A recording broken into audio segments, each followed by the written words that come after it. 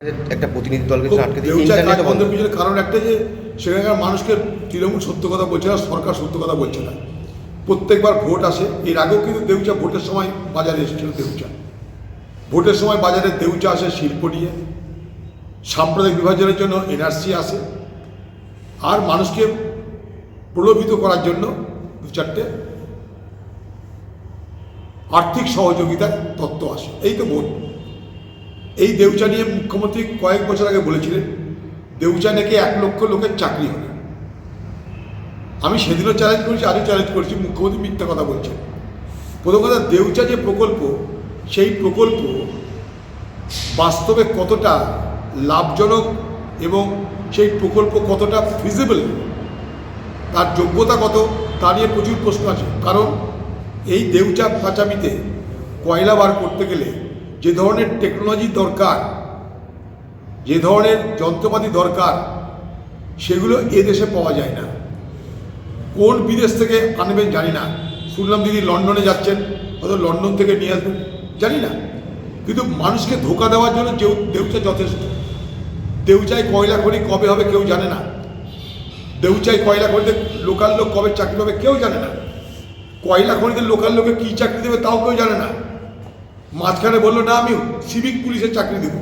তো যারা জমি ঘর বাড়ি ছেড়ে দিয়ে জমি দেবে সরকারকে, তারা কি সিভিক পুলিশের কাজ করবে? আর যদি না হয় তাহলে দেউচা কয়লা খনিতে কাজ করানোর জন্য এই পশ্চিমবঙ্গ সরকার সেখানকার মানুষকে যে প্রশিক্ষণ দেবে যাতে তারা যোগ্য হিসাবে একটা কয়লা খনিতে চাকরি পেতে পারে, কোনটা? পুরো ধোঁয়াশা, পুরো মানুষকে অন্ধকারে রেখে দেউচা পাচামিকে নিয়ে বাজার গরম করা হচ্ছে শুধু মানুষকে ধোঁকা দেওয়ার জন্য। ধোঁকা মানে ধোঁকা দেওয়ার, শিল্পের ধোঁকা দেওয়ার জন্য। দেউচা বহু বছর ধরে বলা হচ্ছে দেউচার কথা, দেউচা আজও দেউচাতেই আছে। এপিডিআর-এর একটা প্রতিনিধি দল আজকে দেউচায় যাচ্ছিল, তাদেরকে আটকে দিয়েছে এবং ইন্টারনেট পরিষেবাও বন্ধ করে দিয়েছে। তার মানেটা কি? তার মানে সরকার তথ্য গোপন করতে চাইছে। আমার যদি সব কিছু খোলামেলা থাকে, আমার যদি লুকোচুরি খেলার দরকার না পড়ে, আমার যদি স্বচ্ছতা থাকে, সবাই দেখতে পারে, অসুবিধা কী আছে? এইটাই তো বলতে চাইছিলাম। সরকারের উচিত শ্বেতপত্র প্রকাশ করে বলে দেওয়া এই করব।